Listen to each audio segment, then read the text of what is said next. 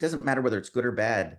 What happens for a purpose. And when you see that knitted together, like in your life, just in one giant swath, all the bad, all the good, we can list all these bad things and say, okay, they define us and they destroyed us. Or you could say they actually created character in us so that we would be able to minister to others in ways. And that's what I see my teaching art is. I can see the struggles that people are going through artistically, emotionally in their lives, things that they're battling in their day-to-day young, experiences.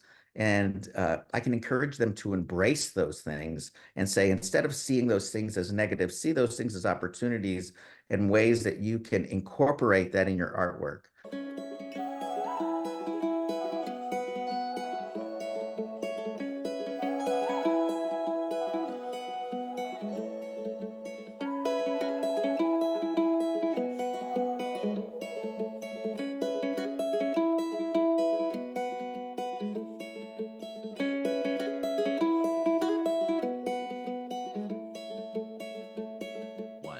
Good day. You're listening to the Spiritual Artist Podcast. This is CJ Miller, your host. It is a gorgeous spring day here in Dallas. We just had a cool front come out, and I'm looking out the window and I'm seeing some birds at the feeder, and it's warming up. It's going to be a nice warm week. This interview today has been quite the challenge. Just trying to get this guy in here. I have met Lenny months, probably 2 years ago, and we've been in touch here and there. He's a very talented artist. He does photorealism. His name is Leonard Buscemi, and he is a teacher in Frisco ISD. He likes to be called Lenny, and this is what he says about himself. For as long as I can remember, I have always been interested in art. I have spent most of the past, hold your breath, 32 years teaching art. It has been a blessing to watch so many of my students win both state and national awards for their art. The best compliment that someone gave me is about my teaching is I unlock the artist within. And I'm excited to talk to Lenny. Good morning. How are you today? Oh, good morning. I'm very good, very good. I'm glad we finally got together. I know. I want to share with our listeners that we had this on schedule, and then it's gone back and forth and back and forth. And first I had COVID and I had to cancel, and then I got better, and then you had COVID, and it's just been quite the adventure. Yes. And I have to say, you're really busy. You're a very busy guy. Yes, indeed. That is for sure. I got a lot on my plate. And the reason we can do this is is this Martin Luther? What is the holiday today? What is today? It's a school holiday. President's Day? President's Day, maybe. Yes. So you have some time off to talk to us. What I love, and we're going to start here and then we're going to go out. But when Lenny and I were speaking, gosh, a couple months ago about this interview, I was on this real kick. I have a tremor. I will share that with my listeners. My hands shake. And as an artist, at first, it caused me a lot of embarrassment. There's almost a humiliation to it. Somehow I felt like I did something wrong. And I have tried all sorts of holistic and chemical things to try to fix it, but it is inherited from my mother. And it doesn't stop me, though. It doesn't stop me from doing art. But what it does do is it makes me focus on how I do art. And I have to find creative, different ways of doing this. So, Lenny, we were talking because you do photorealism. So would you explain what is that for listeners that don't know?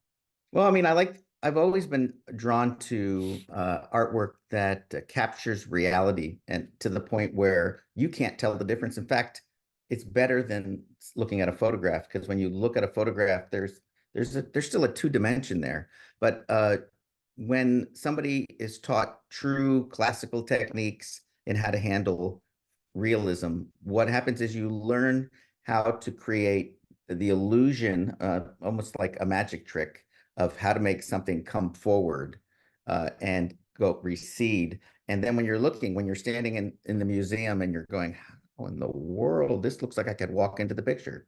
It always fascinated me. So for me, it's what drives me to want to, and I know a lot of the students that I teach high school art. A lot of the students they're striving for that. And that's what happens at about 12 or 13. The students start striving for realism, and they get to a place that this wall, I call it, that they can't get past. And I teach people who are 50 years old who are still stuck at that wall at 13. There's nothing that they can do to get past it. And just with a couple of little tricks and understandings of how to push through that barrier, and using several different tools, they now then in a matter of a month can do what they couldn't do that whole time. And it's amazing seeing the transformation. Which is interesting. I've always considered myself an artist, but as I've gotten older, I've considered myself more an art teacher, an art educator, or somebody who inspires others to be able to do what they never dreamed that they could do. And that gives me more of a kind of like an excitement than seeing my own self. Because once you get to a certain place in realism, I feel like, now it's just about having time to sit down and do something, which I don't have. So I really get inspired by seeing others do so much, have such success. So That's interesting that you say that, because this likewise, I love to make art, and I still do, but I love to teach people art, and I love to teach them. For me, it's the concepts, it's the spiritual concepts behind it that they can take out into their whole life, you know? And so that's why I love doing these podcasts and all that. So talk to the listener here. You do a certain system. Is it called a grid system? And can you explain that? Well, this goes back a while. I've always battled with several things. I come from a family that have some disabilities. My oldest sister, Down syndrome. My sister that is younger than me by 1 year, has a mental disorder that we didn't even know about until she was 5, and she stopped progressing from 5 years. Oh, We don't know what it is, but so both my sisters were at the exact same age level. And I've always battled with dyslexia, which is, specifically tracking when I'm reading. So when you read, I read the same line over and over again. So that when when I'm doing that, what happens next is I go, okay, well, I'm reading the same line over again. So then I try to read the next line, and I inadvertently go 2 lines down, and it doesn't make sense. So because of the struggle as a young kid, I never knew. I just thought I couldn't read, or I just didn't like it because it was frustrating for me. And inadvertently, I didn't realize that there was a disability. right. So when I would draw, and I'd have one eye here and one eye here, and then I'd be like, what's going on? I thought I did it right, and everything like that. One day, I love that. I want to tell the listeners, if you're not seeing this, he showed his hands and they're at different heights. And so the line is just not a continuous line. Yeah. no, it's like when a quarter of an inch lower than the other one. They both look gorgeous, but they're not lined up, which won't work. So I have this story where I went with my father, who was a traveling salesman when I was in my early teens, and he drove me. I always liked going with him while he was on his travels, and we went up to this place all the way up in northern New York. I was born and raised in Easton, Pennsylvania. Oh, wow. Uh, I'm from and Pennsylvania too. I don't know if you know oh, that. really? Yeah, Oh, yeah. I grew up in Pittsburgh. But anyway, go Yes. ahead. So the other side, it's At the other side. right on the border of the Delaware River, and where the Delaware and Lehigh rivers meet. Very, very historic area. They read the Declaration of Independence. It's one of the only other 2 places outside of Philadelphia that read it, 1776. That like Wow. Yeah, several days I love after. being up on the East Coast. You have all that history. But anyway, go ahead. I didn't want to cut you So, off. so my dad had the whole Northeast area that he was selling his stuff in. And we went all the way up to, like, I don't know, Rochester or something, New York. And he goes into these hospitals selling these chemicals and stuff like that for their washing their floors and hands and stuff. So he goes in, and little did I know I'm going to sit there for, 4 or 5 hours. I don't know, Oh my while gosh. he's in there. So anyway, on the way, we know it's going to be a little bit of time. So we stop off and get this book, kind of like a book that has all kinds of games and stuff. And in it, for the first time, I don't know, I was 12, 13, there was this grid, draw this, and then on the other side, Oh, it had the grid just empty. And here, this photograph or whatever they had, it was drawing or something. And here you're supposed to try to like do the grid. And I sit there for this whole time drawing this thing, and the end result was exact like the other one. And I went, what? What? And I remember having this kind of epiphany at the time. This is amazing. So it at first, I was always under the, you guys, oh, that's a crutch. That means that you can't really do art. And as you see, as you grow older and older and older, you start becoming a little bit. I remember turning 50. I'm 62 now, but I remember turning 50 and getting to the place where I started to realize, you know what? All these years I've let others define me. I've always been like, well, they said this and they said this, and I said to my wife, I turned to my wife, and I said, I finally have gotten to the place where I could care less what other people think.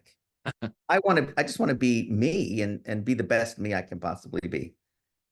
And being a very spiritual person too, myself, most of my life, I've always been drawn to my faith in God and stuff like that. So reading the Bible, and that's another thing. That's a whole segue. But I tried to probably about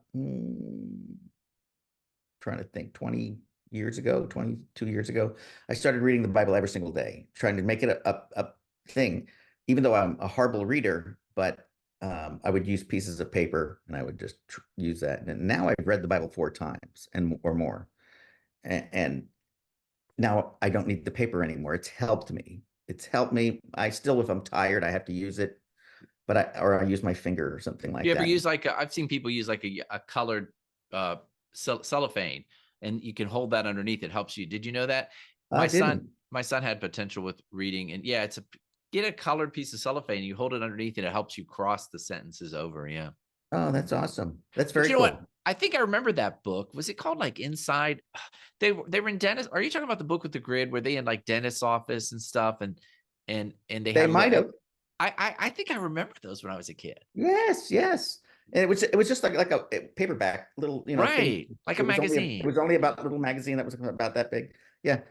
So as I did that, and then I finally, as I was growing artistically and with the struggles, I had a teacher in college. I went to Kutztown University. George Soros was his name. Very amazing artist himself, and one of the harder teachers at the school.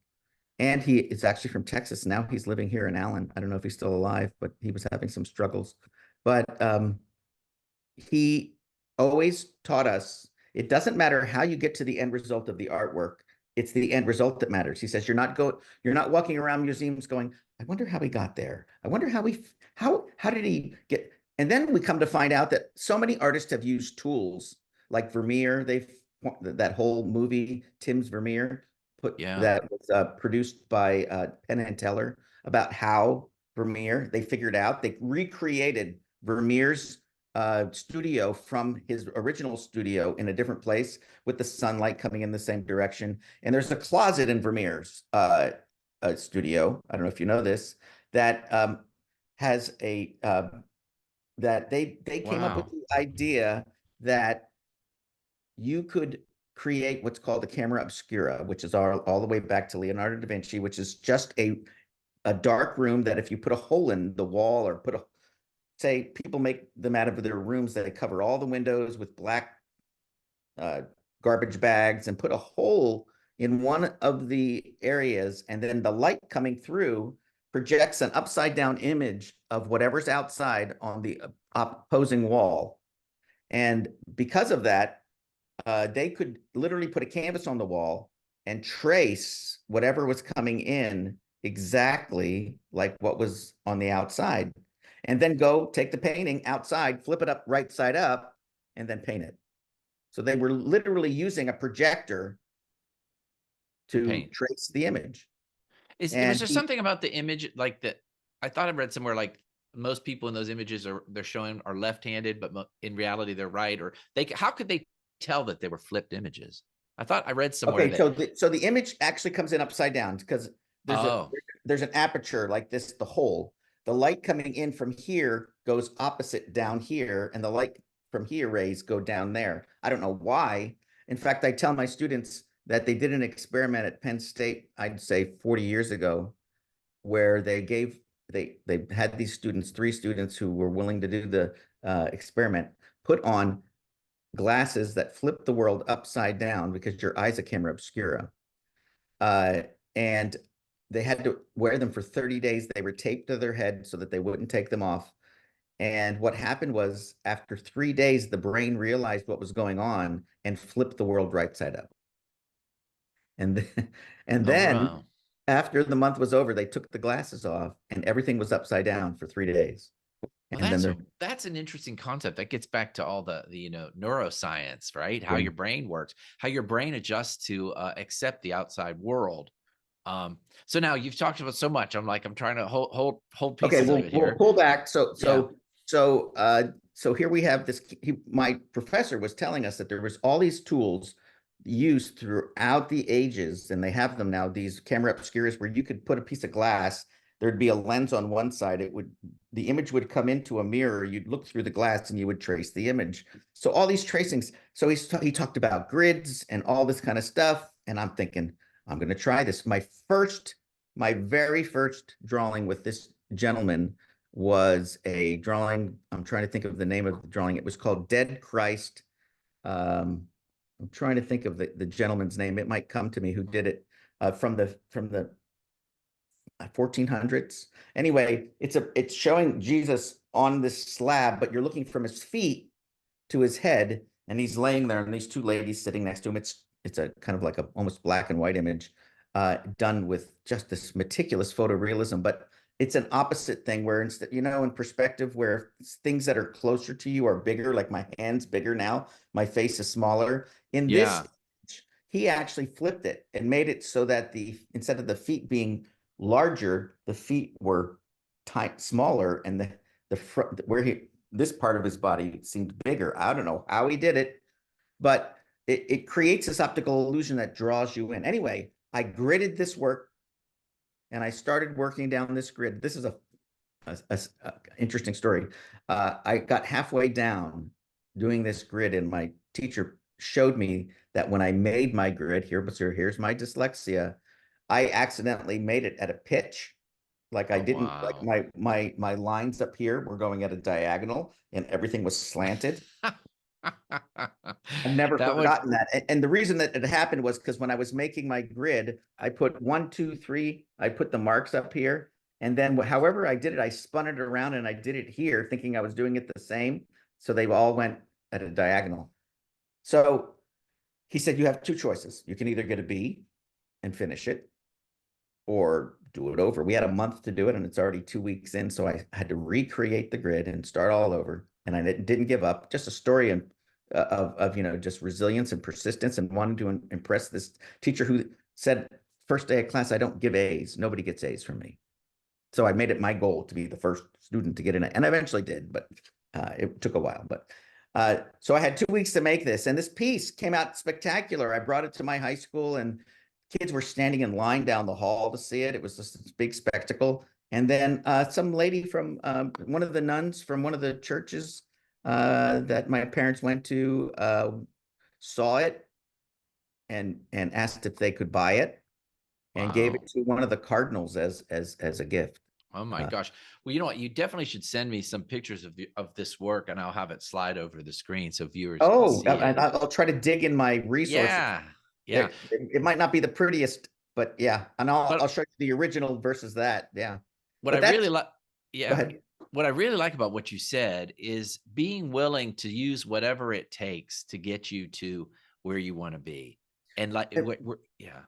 That's what I tell my students, and to see that moment, something went off in my head and said, "Wow, this transcends." It brought me. People were going, "Wow, I can't believe you can draw like that," and I started to think, "Wow, this is a game changer." And I started to realize the reason why the grid works for me, and the reason why I use it with my students, and the reason why they win so many awards and do so well, is because the students' biggest challenge is, first off, my students that come into my classroom or come into my private lesson studio, they're not professional artists. And even if they are, they're looking for realism. They're looking for that, the ability to capture it. And a lot of times, they're struggling with proportion. They're struggling with, okay, when I draw the head, the body's a little bit bigger Right. or stuff. So we discuss, okay, let's figure out what if we could have the best scenario, if we could draw something that would be amazing, what would it be? And take pictures, get that exact image, whether we have textures, whether we have colors. Let's not don't hold back whatever it is that you wanted to draw. If you could be the best artist in the world, okay, we take that picture. And then I have a gridding system that's totally different than normal people. I came up with this just because I got so frustrated. Every time I would draw a grid on something, it would always leave marks. And then when I would try to get rid of them, you'd always kind of like see it, and it was frustrating me. So I said, what if I do something different? And what I came up with is a system where I I go into Photoshop, we take the picture, we enlarge it to the actual size, and I have a grid on one of the layers. And what I do is I print it out in 8 by 10 sections, and then we tape it together from the back so we don't ruin the picture. And with the grid all on it, ABC, 1, 2, 3s, all that kind of stuff. And then I take strips of poster board that are about an inch thick, and I have the students lay them on it, mark exactly where the grid is, both vertical and horizontal. And then we take whatever we're going to be using, whether it's a painting or whether it's a piece of paper, or for a lot of my students do these pastels on this. It's a Selenier sanded card. It's this thing from France that they spray on this texture of it. They say it's like a vegetable base, and it's a texture that makes it feel like sandpaper.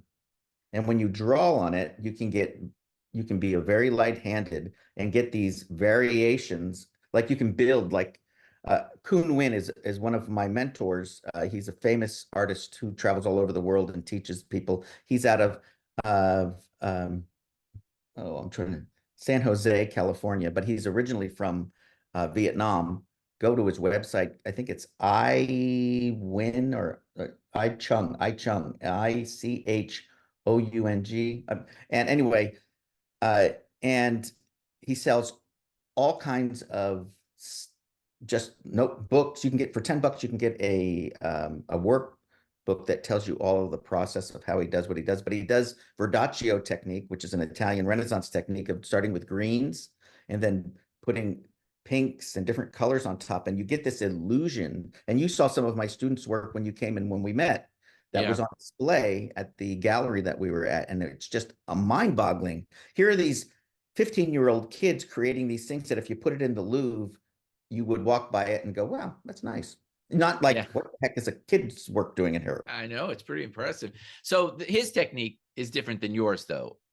Well, I Yeah. incorporate it. I Oh. incorporate his technique if I'm doing skin tones, but Uh-huh. I do a lot of pastel stuff. That's a pastel back there of one that I did of a bird. Uh, and I incorporate his concept on that paper and stuff. I really like that paper because you can build, but I still use the grid.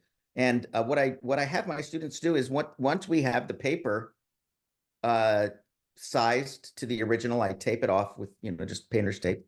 Then I have my students take those strips that they've created with the grid on it, put it down at the base and on the sides, and I have them put the grid on the actual tape. Then what we do is we just straddle. We have two of the verticals. We put them start at the top of each, and we just go. I take a little sticky note and isolate, and sometimes we have to hyper isolate, like if there's too much detail. I usually have them do them upside down so they don't know what they're drawing half the time. And I said, it's not about understanding what you're seeing as much as how can I say this? A lot of times what happens is if you see an eye and you try to draw an eye, especially if you're a young artist, you automatically default to your left side of the brain that tells you, okay, this is a symbol we've created in kindergarten. Yeah. Draw that because you're frustrated and you don't know what to do. But if you just see a triangle that's white and a rectangle that's black, you just fill those in because you go, okay, that's here. And That's where that goes. And then the next thing you know, as you're going down, you start seeing this thing come alive, and you're stepping back and going, what?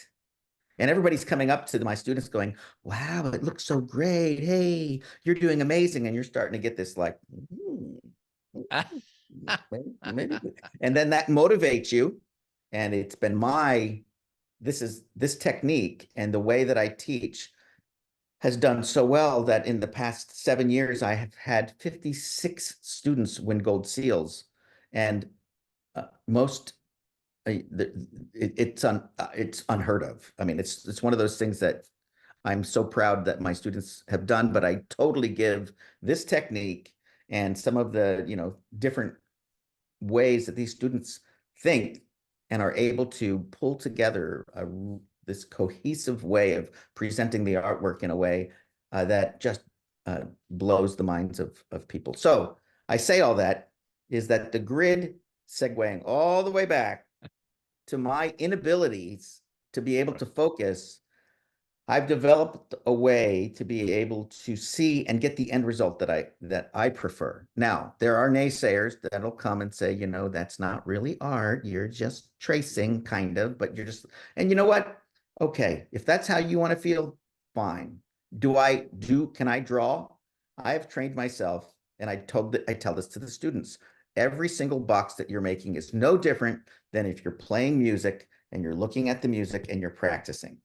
What you're doing is you're creating muscle memory, you're looking at notes, and you're repetitively going over and over a song. And I've heard this quote from somebody, a piano teacher, that said, until you've played a song 200 times, you thoroughly don't have the ability to express yourself with that song. Once you've got it 200 times, you now can invest in that song without having to thinking about where your hands are going or what's doing, and you can start embellishing.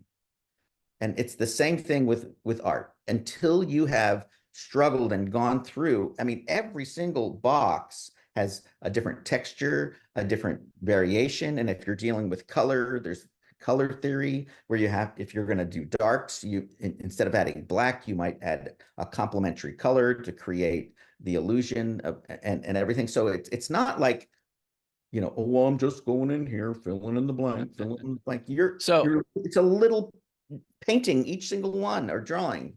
So what I want to go back to one of the things you said and make sure I got this right, because you talked about being able to do it without seeing the grid lines. From what I heard is that you actually put a frame around the canvas with the marked increments, and then you pull a sticky note down. I'll show you. So if I showed you this is, can you see the grid that's Yes.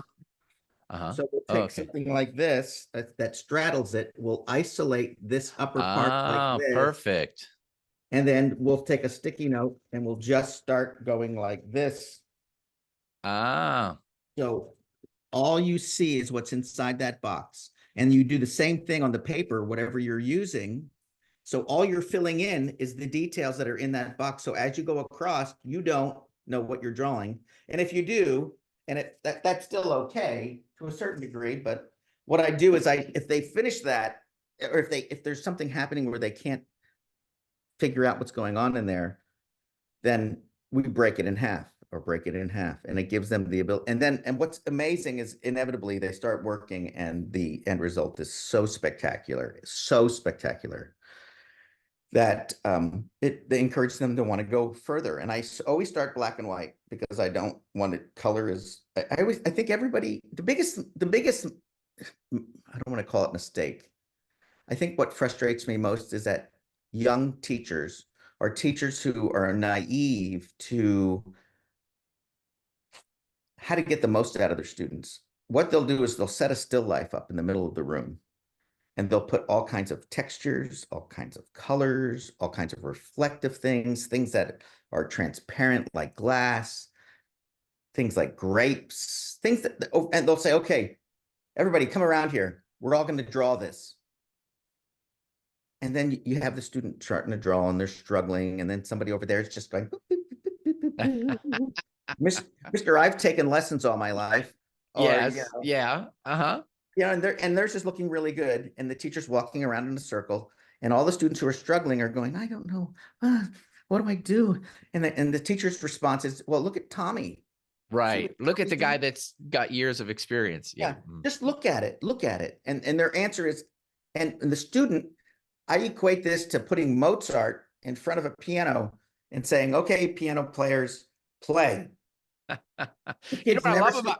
I love about what you just said is I can actually really relate to that. When when I was teaching in my retreat, I gave them a project, and I do abstracts. It's the same thing that you're talking about, Lenny.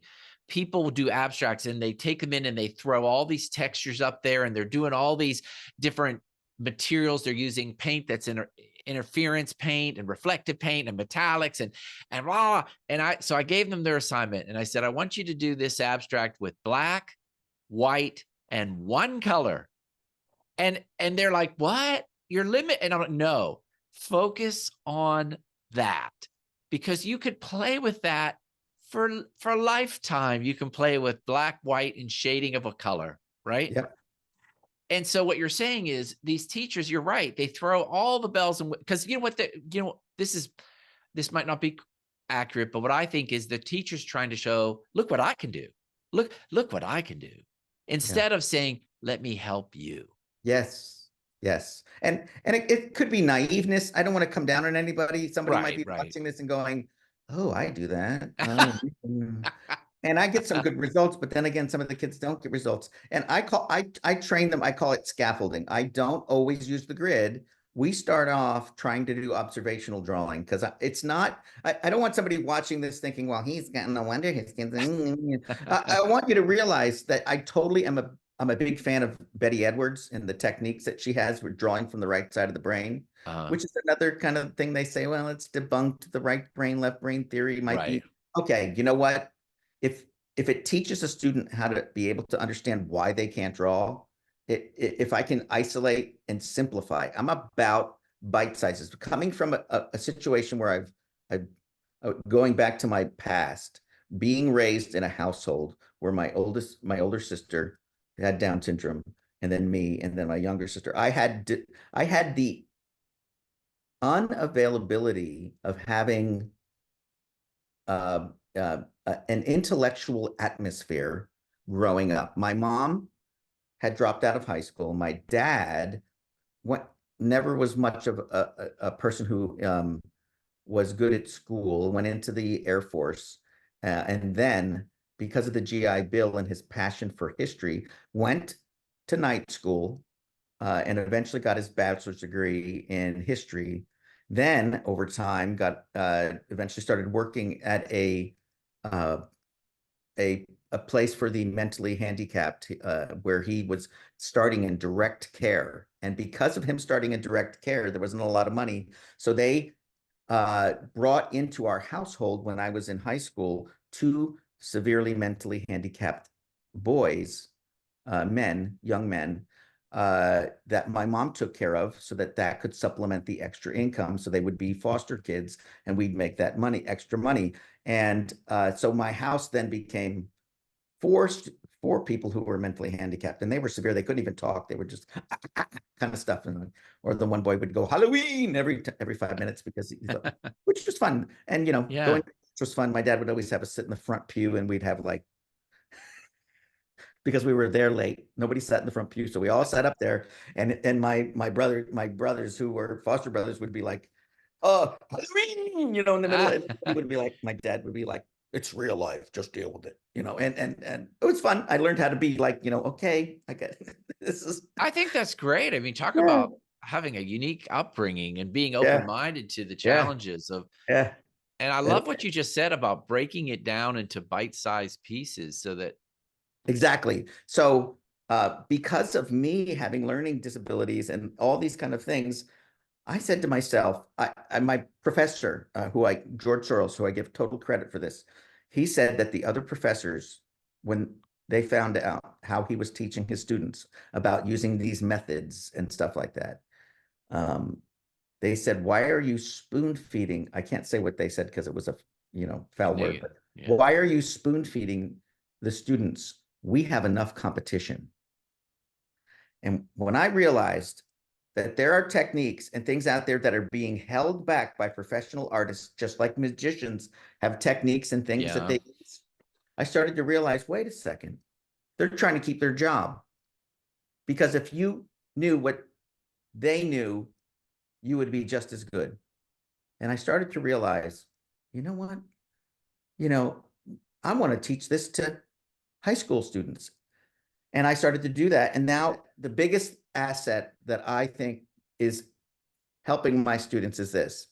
They create these pieces that are spectacular. And I was going back to that conversation that I had last week that I started to tell you about. My students started to be so amazed with their artwork. They were finishing up for this vase competition that's happening Saturday. And my students said, my mom once said that they're going to put a really expensive frame on this. And I said, you know what?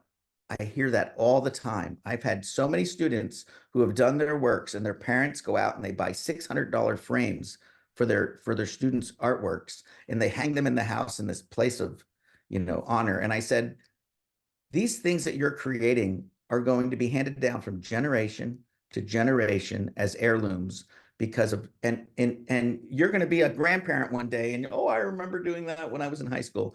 Many of my students are not going to go on to be professional artists. I'm not training them to be professional artists. I'm training them to love art. And if they want to do it on the side, most of them are going to be doctors or working in IT or working in some other form of one of my students. She got 3 gold seals. And I remember her struggling the first year and she went to state, but she didn't get a gold seal in the second and third and fourth.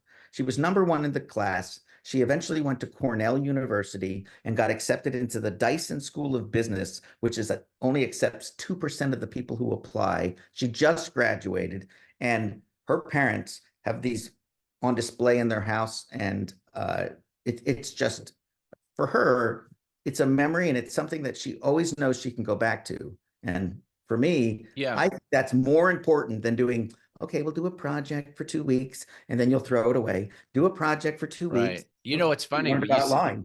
You said something that about that student, and I think it's something that anybody listening to this, if you have children, something that I realized when I was growing up is when I was really little, I took some watercolors, and I don't know if you remember, they would take straws and you could blow the watercolors around. Yeah. And I made this really cool abstract, and of course, I took it home. I think that home environment is so important. And my mom and dad, they went out and bought a frame and they put matting around it and they stuck that little watercolor in the middle of this matted frame with a gold frame and they hung it up in their bedroom. And I'll tell you what, that probably affected me more through my whole life of realize I'm an artist. I'm an artist because they did that, Well, it's interesting because that's exactly what I teach. I have several people I've gone to several ISDs, Louisville. There's several. There's like 4 or 5 that they've paid me to come in to teach their teachers what I do. Right. And I spend the whole day. And one of the biggest things that I say is you need to take your students' artwork and put it in the hall. You need for the other students to see what your students are doing. You need to see the administrators and everybody to see, and you coat those walls. And and I do it to a fault.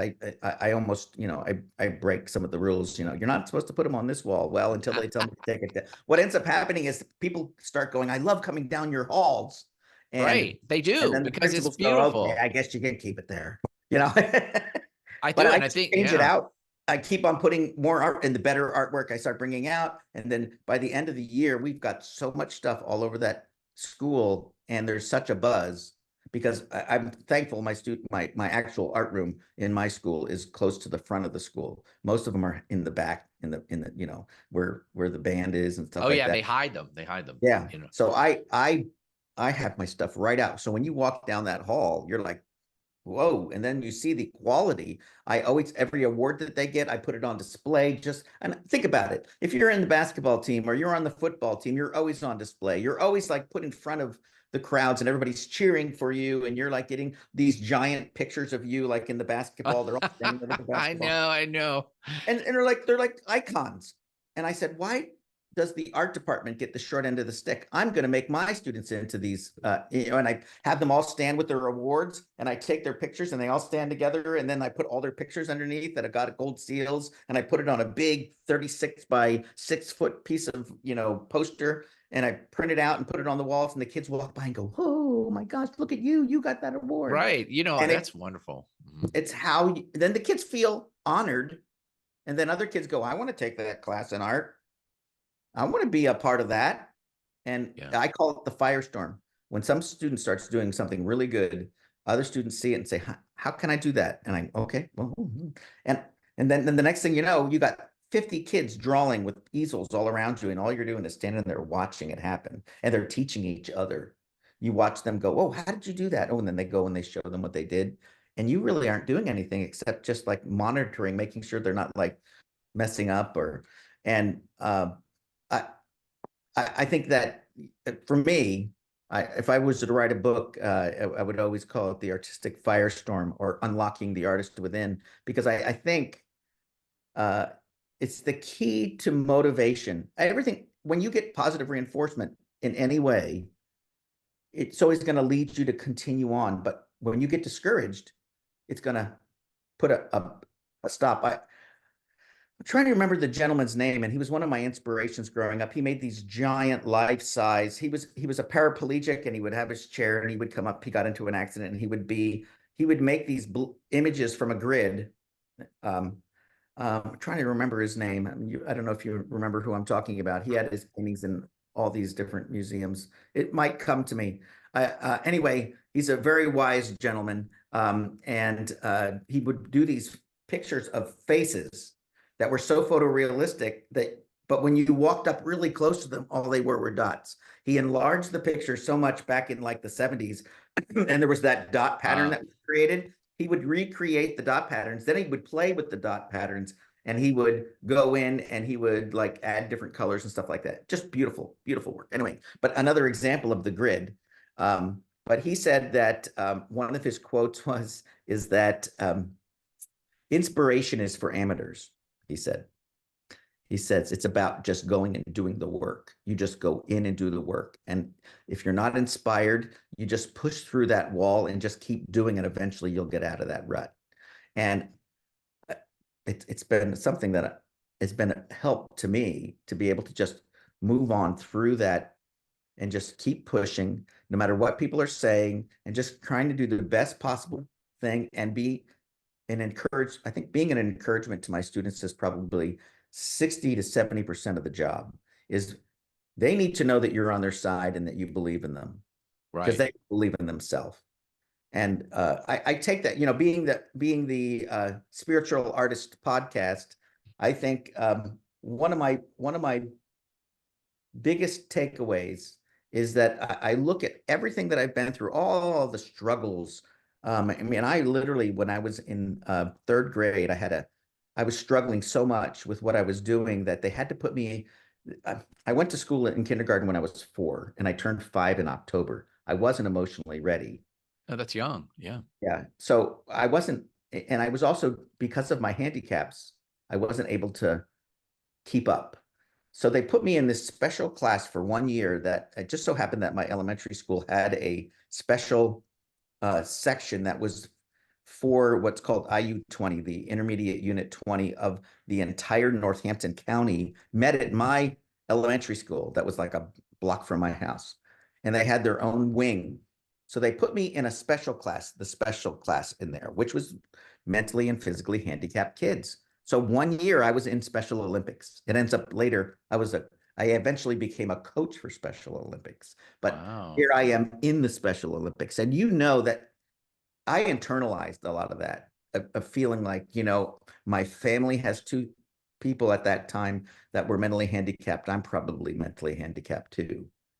And the only thing that got me out of that rut was art. It was the knowledge that I could draw better than everybody else that gave me the impetus to say, maybe I'm, at least in my art, I could, at least find a niche. And I wasn't stupid, but although I thought that was the case, but by going through that kind of like time in my life, it slowly as I went back into the school, I had to go into this fifth grade or fourth grade with a class that used to be behind me in the same school. So now all your peers that you used to be going to school with see you in the classroom next to them, that you're no longer with them, you're with that class, and you're labeled the county class kid. And you start taking those hits, but they build character. And I always, in my faith, I always like to tap into Romans 8:28, where it says, to what is it? All things work together for those who love the Lord. Doesn't matter whether it's good or bad. What happens for a purpose. And when you see that knitted together, like in your life, just in one giant swath, all the bad, all the good, we can list all these bad things and say, okay, they define us and they destroyed us. Or you could say they actually created character in us so that we would be able to minister to others in ways. And that's what I see my teaching art is. I can see the struggles that people are going through artistically, emotionally in their lives, things that they're battling in their day-to-day young, experiences. And I can encourage them to embrace those things and say, instead of seeing those things as negative, see those things as opportunities and ways that you can incorporate that in your artwork so that you can release it and actually grow from those things. Mm, wow. Well, Lenny, that's everything you just said is just leaves me breathless, you know. Wonderful. No, it's wonderfully said. I love you, that you're talking about how we weave that together, everything we are weaving the good, the bad together to create a person that can go out and help others. I mean, that's what I heard. And I just Yes. think that is just beautiful. Well, thank you. Um, life isn't easy. No. But if we can take the edge off and give opportunities, especially in our time with the kids, when I'm teaching high school students, that is such a period of time of just wondering, where am I going to go? Who am I going to be? And peer pressure. You got so much there. If I can give them an outlet, I once had this one late, and I have, you can't see it right now, but I have all these uh, thank you notes from my students that when they were graduating or when they had a situation. I probably have about, I don't know, 35 of them just taped onto as I get new ones, I put them on the wall and stuff like that. And they just tell me about they're so thankful for what I've given them and stuff like that. And the one student, she had come from Indonesia somewhere, and she didn't know anybody in the school. And she came into my art class, and I just treated her like a normal human being and showed her how to do the artwork. And she found a little niche, and she says some of the most amazing things about how that class and the ability to feel like she was a part of something transformed, and then winning awards with her artwork. It was life changing for her, and she thanked me profusely for giving her that. And that's why I do what I do. I mean, it's who, yes, I teach private lessons. Yes, I do things, and it earns me money. Yes, I get to go teach teachers things and stuff like that, and that's beneficial. But those moments where those students come to me and say, this class has meant so much to me, it's touching. It's why I continue doing it and love it, and I'll do it probably to the day I die. Yeah. I don't know where to go from there. It's just such a wonderful message of how you've progressed and talking about where you've come from and what kind of upbringing you had and moving ahead. I mean, I could go on and on. I'm interviewing a woman in a couple weeks that talks about creativity in our older years. And so I love that you've talked about these beginning years, because she talks about, and I told you about my tremor, and we talk about our lack of abilities as we age. We lose functionality. So I'm excited to bring her on in a couple of weeks, where she talks about how you get past that, because we are all creators. We create. It's true. And I love the quote by Grandma Moses that says, "Life is what you make it, always has been, always will be." And she was 82 when she picked up a paintbrush and painted for 20 years until 102.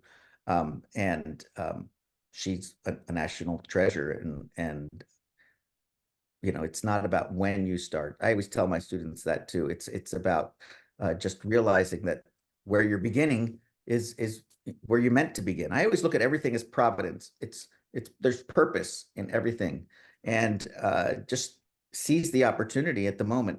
Uh, I also remember talking to you last time, and you liked this story, and I was trying to parallel our disadvantages, our disabilities, Right. to how we can use those disabilities to our advantage. And I heard about Ringo Starr and how the the drum player for the Beatles, I was listening to something, I think it was on TikTok or something, where they were interviewing him, and they asked him, about his style. And somebody was saying, I was trying so hard to get your rhythms down, and it always was frustrating for me. And he said, look, the reason that I have those rhythms is because I'm left-handed, and I've always played with a right-handed drum kit. And I always have to add an extra second to try to get to the places that normally a right-hander just goes to. So it would always add this kind of like extra timing thing that would cause me to do things a little bit differently. And he says that, and I've just gotten so used to it, that's just how I play. And here he had a disadvantage over the average person that gave him then the advantage.